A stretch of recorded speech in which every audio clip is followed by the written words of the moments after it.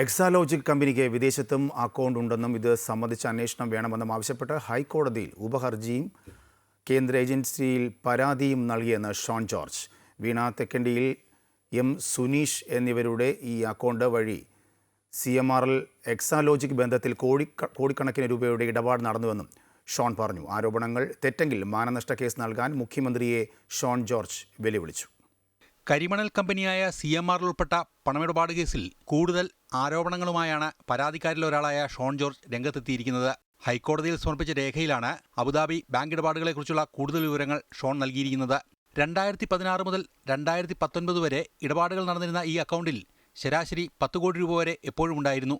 Abu Dhabi ആസ്ഥാനമായിട്ടുള്ള Abu Dhabi commercial bank, അതിൽ Exalogic consulting media city UAE എന്ന അഡ്രസ്സിലാണ് ഈ അക്കൗണ്ട് ഉള്ളത്.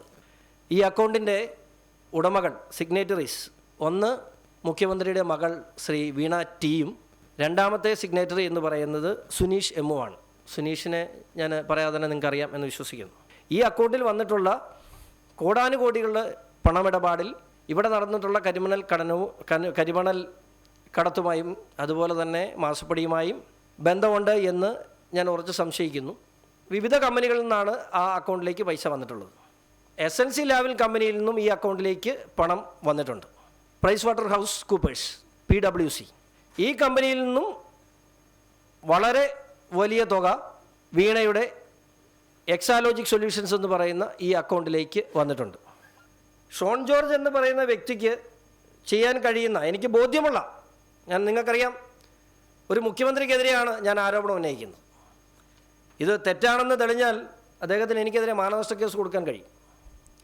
അപ്പോൾ എനിക്ക് പൂർണ്ണമായി ബോധ്യമില്ലാത്തൊരു കാര്യം ഞാൻ നിങ്ങളുടെ മുമ്പിൽ ഇങ്ങനെ വന്ന് അവതരിപ്പിക്കും എന്ന് കരുതരുത്.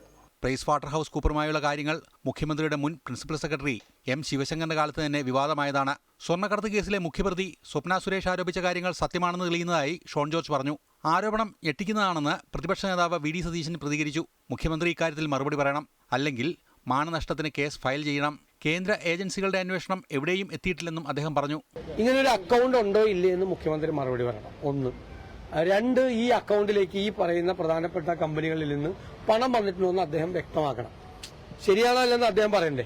അദ്ദേഹമാണ് പറയേണ്ടത്. മുഖ്യമന്ത്രി സ്ഥാനത്തിരിക്കുമ്പോൾ മകളുടെ പേരിൽ അങ്ങനെ ഒരു അക്കൗണ്ട് ഉണ്ടാവുകയും ജോയിന്റ് അക്കൗണ്ട് ഉണ്ടാവുകയും അദ്ദേഹവുമായി ബന്ധപ്പെട്ട ഒരാളുടെ ജോയിന്റ് അക്കൗണ്ട് ഉണ്ടാവുകയും അതിൽ നിന്ന് പണം വരികയും ചെയ്തിട്ടുണ്ടെങ്കിൽ ഗുരുതരമായ കാര്യമാണ്.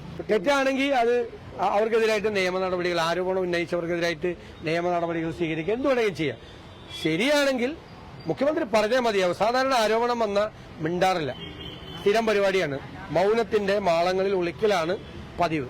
ഈ കാര്യത്തിൽ അത് ചെയ്യരുത്. അത് ചെയ്താൽ നേരത്തെ സംഭവിച്ചതുപോലെ അത് ശരിയാണ് എന്ന് വരും. ലഭിച്ച വിവരങ്ങൾ എൻഫോഴ്സ്മെന്റ് ഡയറക്ടറേറ്റ്, കേന്ദ്ര കോർപ്പറേറ്റ് മന്ത്രാലയം, SFIO എന്നിവർക്ക് കൈമാറിയിട്ടുണ്ടെന്നും ഇക്കാര്യങ്ങളാണ് ഹൈക്കോടതിയുടെ പരിഗണനയ്ക്ക് സമർപ്പിച്ചതെന്നും ഷോൺ ജോർജ് പറഞ്ഞു. അമൃത ന്യൂസ്, കൊച്ചി.